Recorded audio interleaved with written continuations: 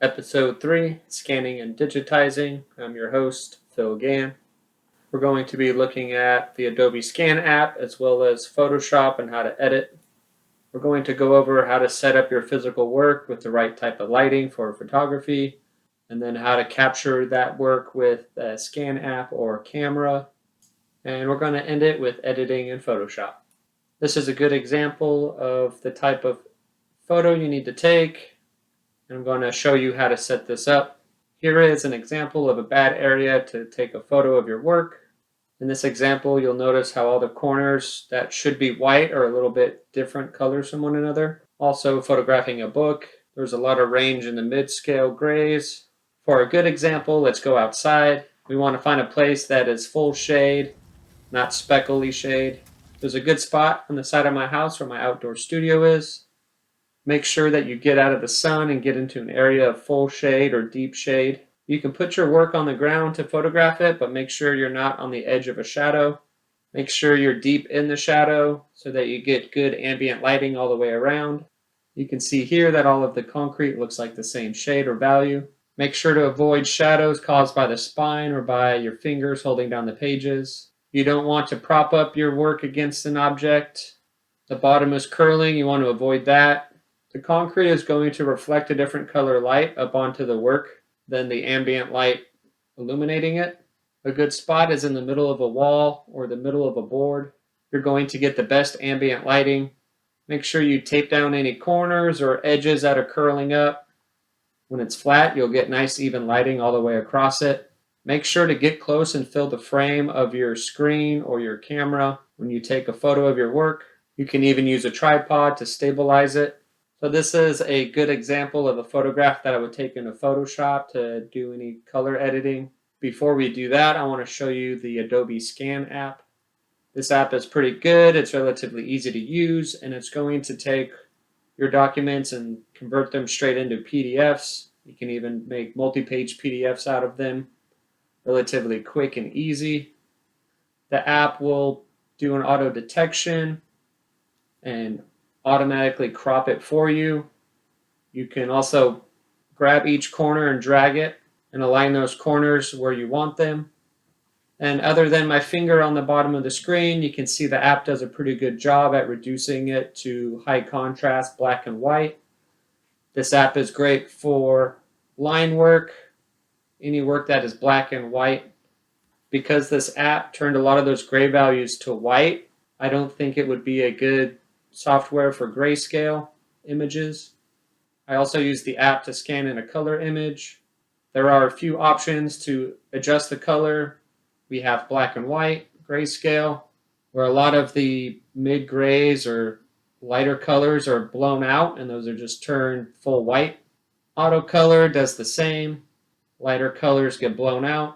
Original color is a little muddy, but it's preserving all of the mid-value detail that I like to edit in Photoshop. And you can see the Scan app doesn't do a bad job. It does all right. The image turned out all right, and we wouldn't attribute this to the app, but we would attribute this to setting up your work in the right lighting.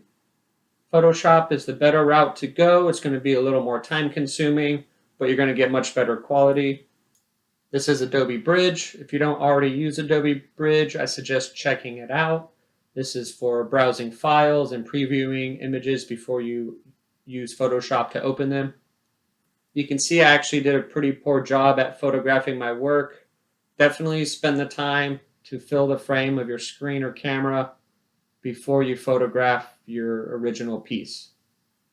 Now we're in Photoshop. You want to use the crop tool. If you click and hold the crop icon, you're going to be able to get the perspective crop tool. This allows you to select each corner of your image before you crop it. It will alter the perspective for you. You can go in and pull the frame to edit the frame. You're also going to want to zoom in and check each corner and maximize the image. Drag those points out as far as you can. And there's going to be some areas that just get cropped.